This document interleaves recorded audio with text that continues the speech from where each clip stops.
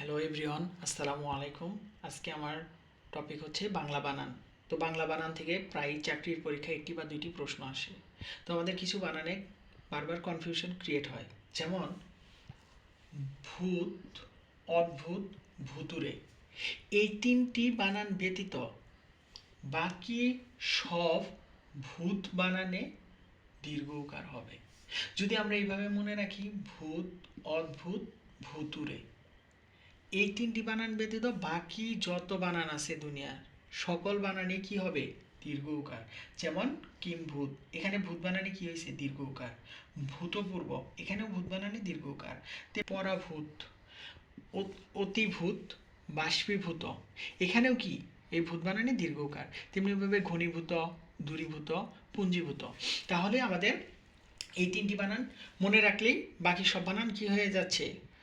একদম ইজি হয়ে যাচ্ছে। যেমন ভূত, অদ্ভুত, ভুতুড়ে। আমাদের তাহলে মনে রাখতে হবে এই তিনটি বানান, ভূত, অদ্ভুত, ভুতুড়ে। তারপর চাকরির পরীক্ষায় যে কোনো পরীক্ষাতেই যদি আমাদের অপশনগুলোতে থাকে, তাহলে আমরা বুঝতে পারবো যে বাকি সকল বানানেই এমন হচ্ছে কি দীর্ঘ উকার হবে। তাহলে আমরা সহজেই কি বানানগুলো ধরে ফেলতে পারবো। আমাদের ভুল হওয়ার সম্ভাবনা কি তাহলে খুবই কমে যাবে। তাহলে আমরা এভাবে মনে রাখবো, ভূত, অদ্ভুত, ভুতুড়ে ব্যতীত বাকি যত ভূত বানান আছে সকল ভূত বানানে কি হবে?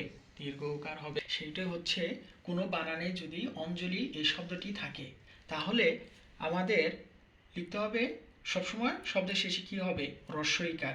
যেমন শ্রদ্ধাঞ্জলি, গীতাঞ্জলি, পুষ্পাঞ্জলি। কিন্তু আমাদেরকে কনফিউজড করার জন্য অপশনে এইভাবে দেওয়া থাকে, শ্রদ্ধাঞ্জলি লাস্টে কি থাকে? দীর্ঘ ইকার। গীতাঞ্জলি লাস্টে দীর্ঘ ইকার, পুষ্পাঞ্জলি। তো এইভাবে থাকলে তখন আমরা কনফিউজড হয়ে যাই, হ্রস্বইকার হবে না দীর্ঘ ইকার। তো এটা সহজভাবে মনে রাখার জন্য একটা জিনিস হচ্ছে, সেটি হচ্ছে অঞ্জলি।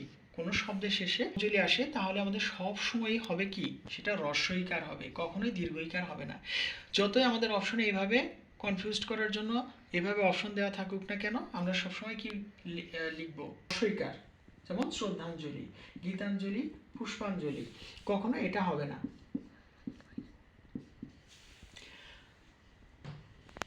একবারই আসছে চাকরির পরীক্ষায়, তো সেগুলো হচ্ছে মনোকষ্ট, শিরোপীড়া, ইতপূর্বে, ইতোমধ্যে, পুনরুজ্জীবন, শিরোচ্ছেদ।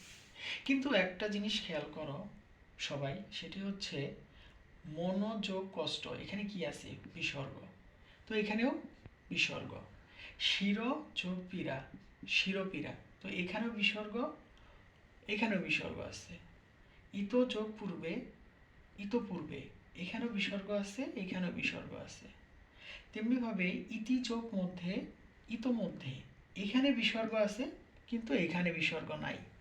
তেমনিভাবে পুনঃযোগ উজ্জীবন, পুনরুজ্জীবন, এইখানে বিসর্গ আছে কিন্তু এখানে বিসর্গ নাই।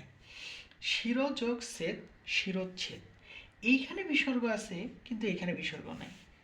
এখানে যে জিনিসটা হয়েছে সেটি হচ্ছে বিসর্গর পরে যদি, এখানে যে জিনিসটি হয়েছে সেটি হচ্ছে বিসর্গর পরে যদি ক, খ, প, ক্ষিয়, দন্তস্ব, তালব্য এই বর্ণগুলো থাকে। কি কি বর্ণ? ক, খ, প, ক্ষিয়, দন্তস্ব, তালব্য। তাহলে আমার পরে এই বিসর্গ কি থেকে যাবে যদি এই 6টি বর্ণ থাকে, ক, খ, প, ক্ষিয়, দন্তস্ব, তালব্য। যেমন এখানে কি আছে? বিসর্গের পরে ক আছে, ক বর্ণ আছে, এই জন্য আমার এখানে কি ক বর্ণের আগে বিসর্গ চিহ্নটি রয়ে গেছে। তেমনিভাবে শির যোগ পীড়া, শিরোপীড়া, এখানেও বিসর্গের পরে কি আছে?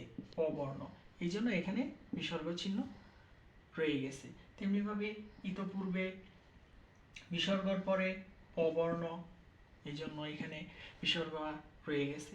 কিন্তু খেয়াল করেন সবাই, সেটি হচ্ছে এখানে বিসর্গের পরে কোন বর্ণ? ম। এই ম বর্ণ কি এই 6টা বর্ণের মধ্যে আছে? না, নেই। এই জন্য এখানে বিসর্গ চিহ্নটি নাই। তেমনিভাবে পুন যোগ উজ্জীবন, পুনরুজ্জীবন, এখানে বিসর্গের পরে রস্যউ আছে। তো রস্যউ কি এই 6টি বর্ণের মধ্যে আছে? নাই। এই জন্য এখানেও বিসর্গ নাই।